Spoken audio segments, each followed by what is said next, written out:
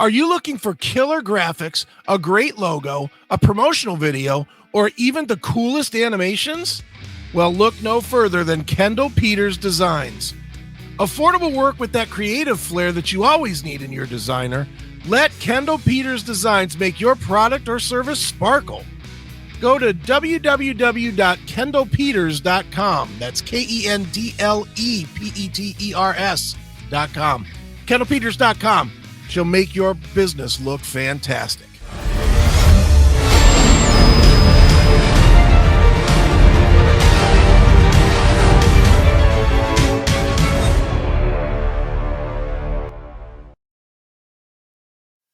All right, we're back with another episode here on AftershocksTV.com. And our guest on today's episode is the guitarist and now vocalist for one of thrash metal's top outfits who are getting ready to release their first record in almost 8 years.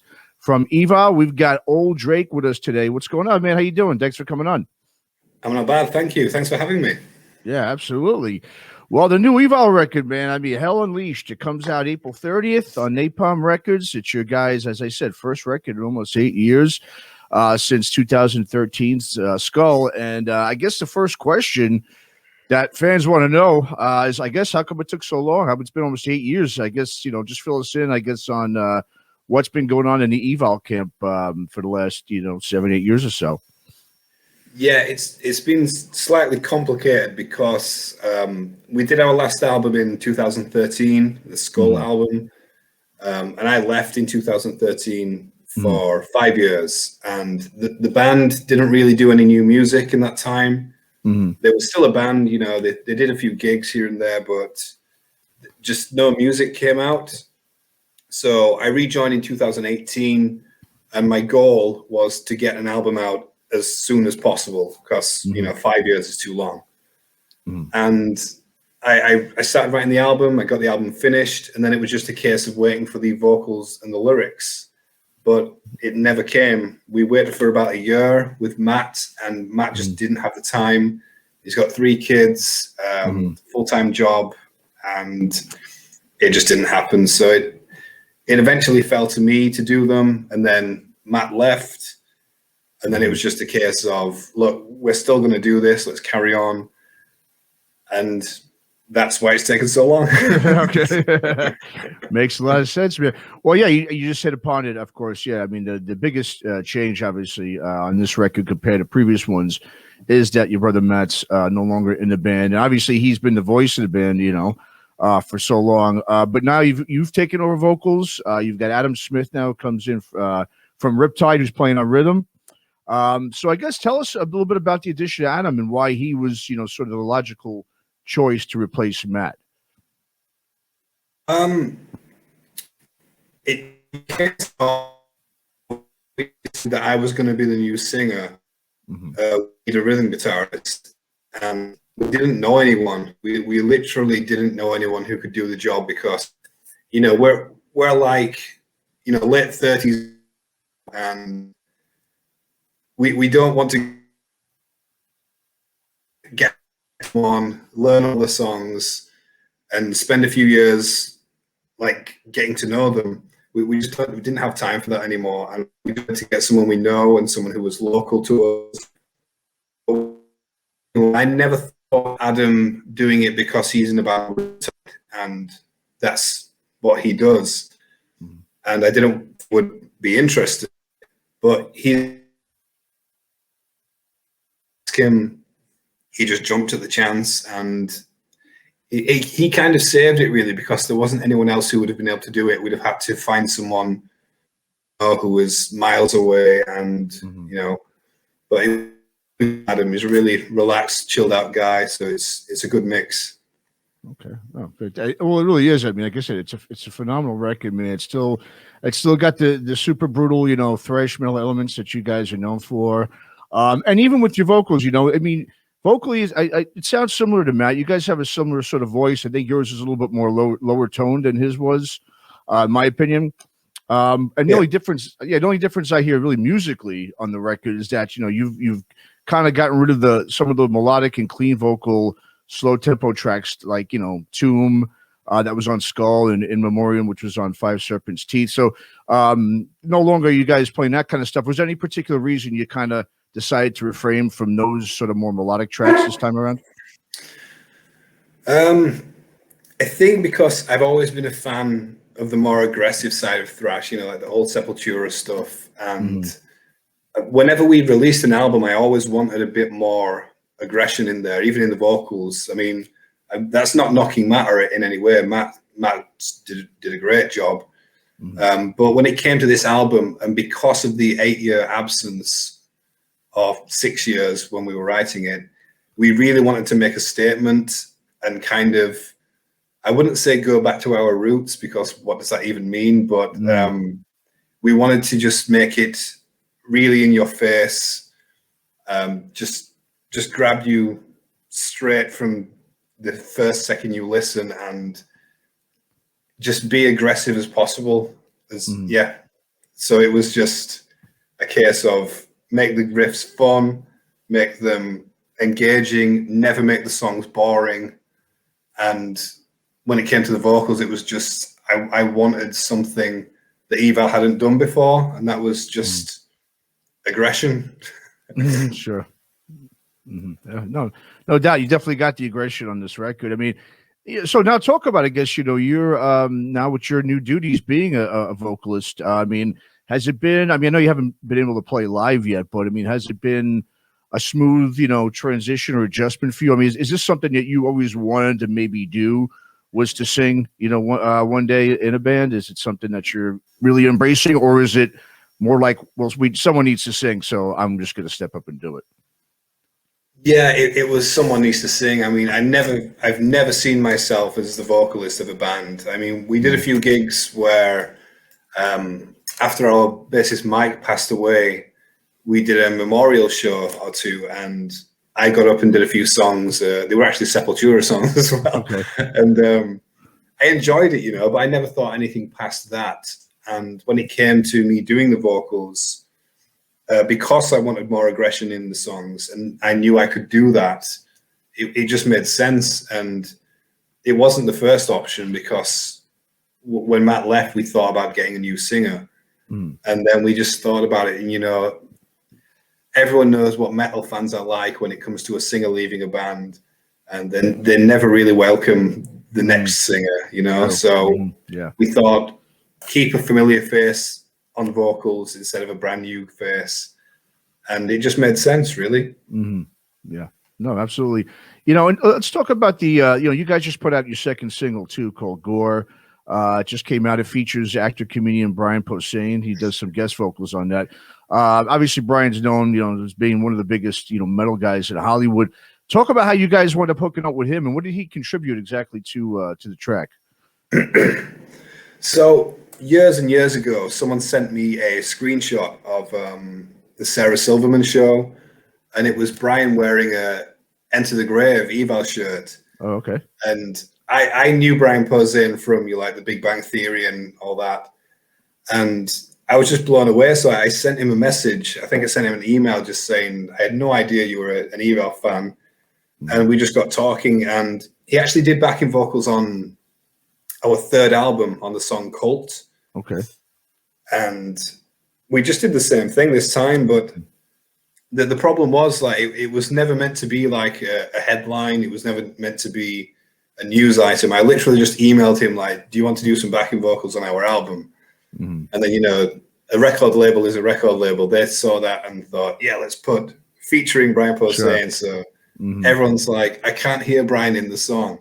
I can't see him in the video. I'm like, he's on backing vocals. We couldn't get him for the video, and, you know, there's just some confusion there. But it was just literally, he shouted "Gore" a few times. Okay. Cool, man. Well, I noticed the other thing too on the record is, you know, you guys switched up your producers this time. So out you went with Russ Russell. He was with you guys obviously for all those records, and now you comes in as Chris Clancy. So any particular reason why you went with a different producer? Was it because you looked at it as like, this is a fresh start for the band, therefore we're going to get a fresh, you know, everything, including a producer? Well, when Matt was in the band, he was 100% set on using Russ again.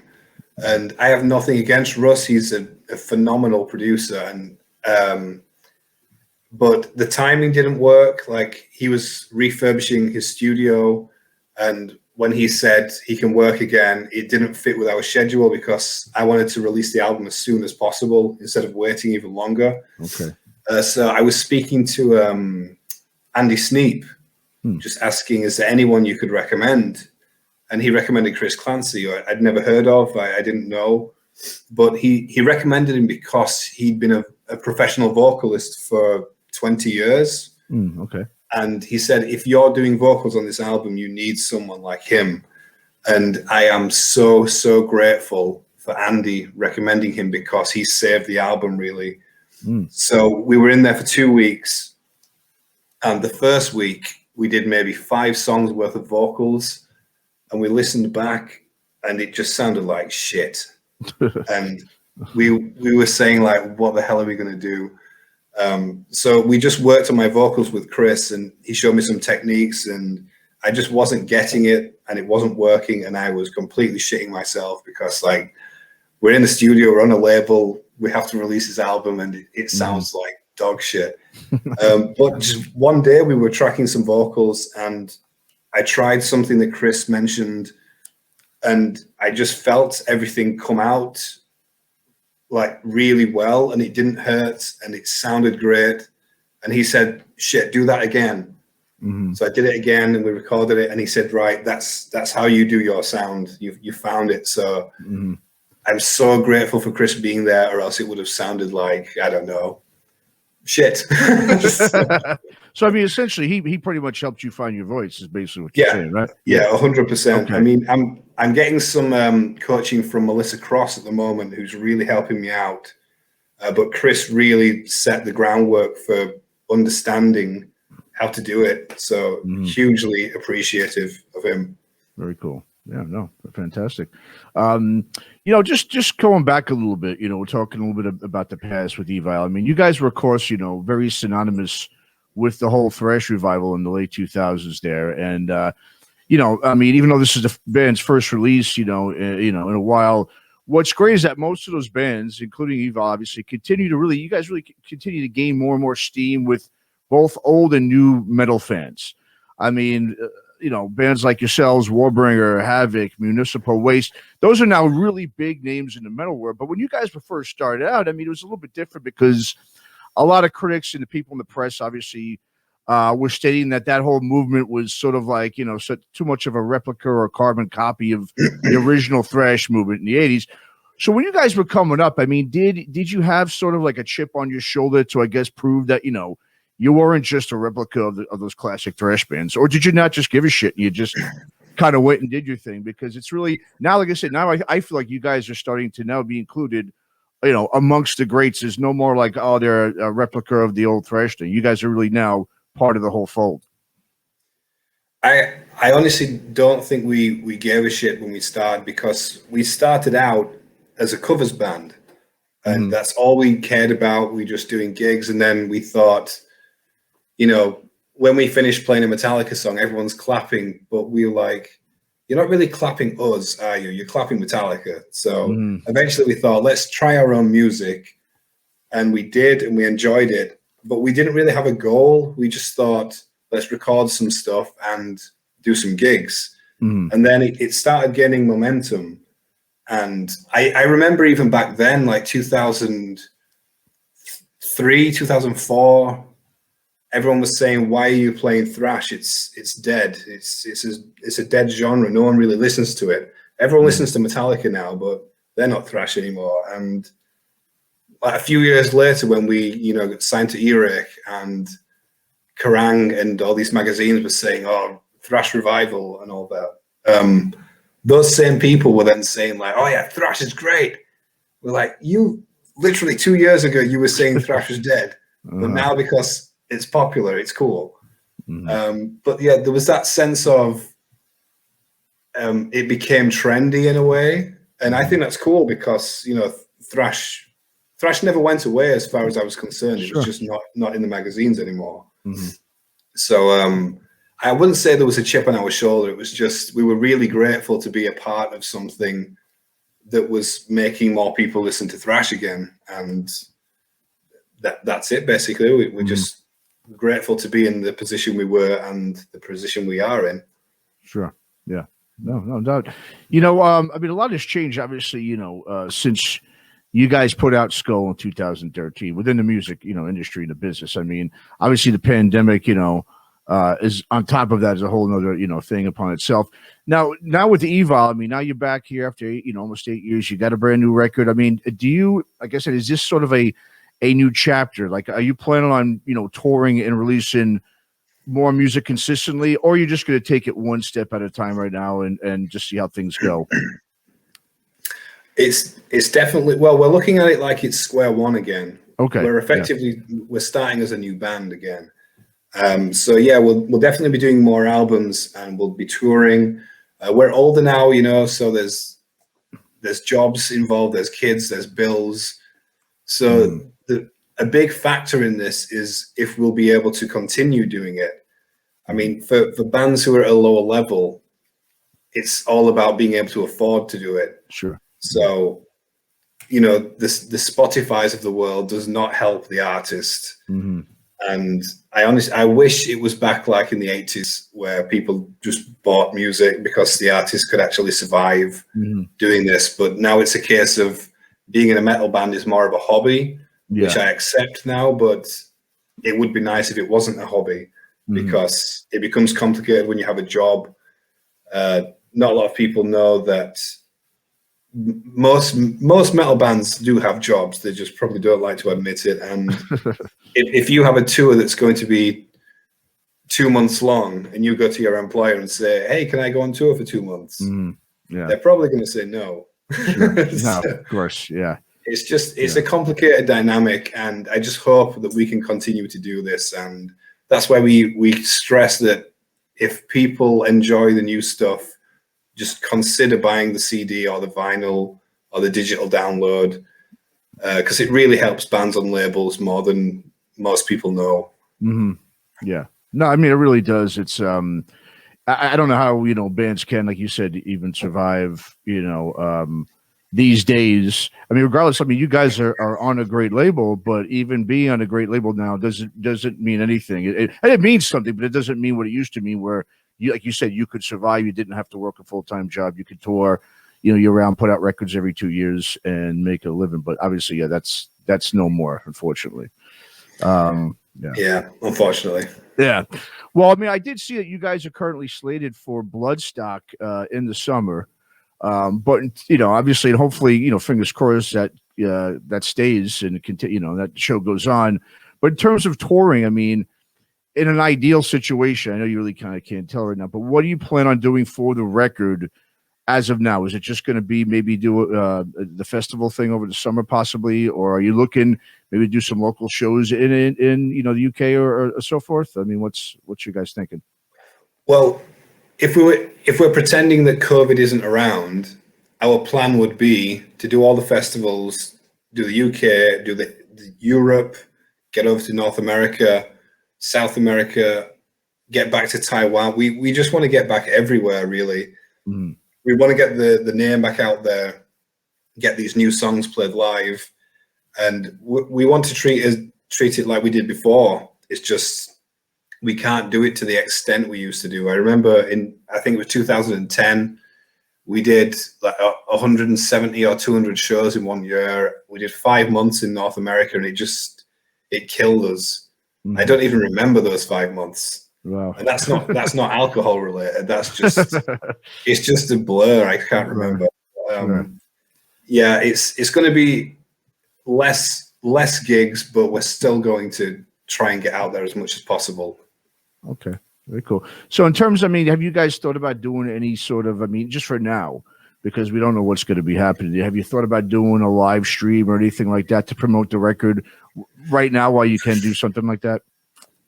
We thought about it, but like, especially with me being the new vocalist and it being a new lineup, I wouldn't want everyone's first experience of the new Evile to be on a stream. Because for one, like I stream on Twitch quite regularly, and that's a different thing. It's just kind of hanging out and interacting with people, but you're effectively playing to a webcam and there's no people there. They're typing in the chat, but in terms of a gig, I don't think I could get into that. I understand. I need people there. I need to play to people and feed off. And I just don't think we're interested in doing the streaming thing. Sure. Yeah, I think a band like you guys, a thrash band, you know, as aggressive you guys are, that's got to be so tough to do that without the crowd there. Like you said, to feed off of, especially like you said, if your first, you know, your first gig coming back as a singer, vocalist now, that's kind of, I know what you mean. Yeah, it might not be the most ideal thing for you to do. Yeah. Plus, I mean, on streams, your sound is very direct, and it doesn't allow for much mistakes. That's true too. Yeah, totally, man. Well, in terms, just one last question. In terms of, you know, your with getting shows lined up, you know, obviously once the pandemic is done, I mean, there's going to be such a huge conglomerate of bands just going out there to tour. It's going to be sort of like the Wild West of people trying to get into the you know, venues and getting booked into all the different clubs. I mean, how do you foresee that being a real problem for you guys getting shows lined up, or do you think you're going to have no problem with that? I've not fully thought about that until you just mentioned it, but yeah, that is going to be a problem. But we have a really good agent at K2, Sharon Richardson, and she puts on some amazing shows with amazing bands, and we just trust in her to be able to get us the right amount of tours and gigs. Okay. So I'm not too worried. Okay. Very cool. Very cool. All right, man. Well, listen, why don't you go ahead and I guess tell the listeners where they could find, you know, where they can go to hear some of the new songs and pick up some merch from you guys right now. Yeah, if you want to pick up some merch, our official merch is by Plastic Head. I think it's just plastichead.com. If you want to check out the new Evile stuff, head over to YouTube. We have the Hell Unleashed video there and the video for Gore. There is going to be a third single out just before the album drops. And you can obviously check us out on those streaming services that exist. But, you know, if you like what you hear, do head over and pre-order a copy of the album, the CD or the vinyl or the digital download. If you're in the US, we have some signed CDs on pre-order from Newberry Comics. Okay. In the UK, we have ISO merch carrying some stock as well. And then other than that, just Napalm Records, just pre-order from there. That'd be hugely appreciated. Fantastic. Yeah, no doubt. All right. Well, the band is Evile. The record is Hell Unleashed. It comes out April 30th on Napalm Records. And Old Drake, man, thanks so much for coming on, talking to us, and good luck with everything. I hope we see you guys out on the road sooner than later. Thank you very much. Thanks for having me. All right, bud. Take care, man. Thanks for listening to Aftershocks. For more episodes, go to our website at www.aftershockspodcast.com. Visit us on our Facebook, Instagram, and Twitter pages for more news and information on the podcast. And be sure to subscribe, listen to, and review all episodes on YouTube, Spotify, Apple Podcasts, and all other podcast platforms. For your music listening pleasure, visit our website or go to www.shockwavesradio.com. For all comments and questions, please email us at info@aftershockspodcast.com.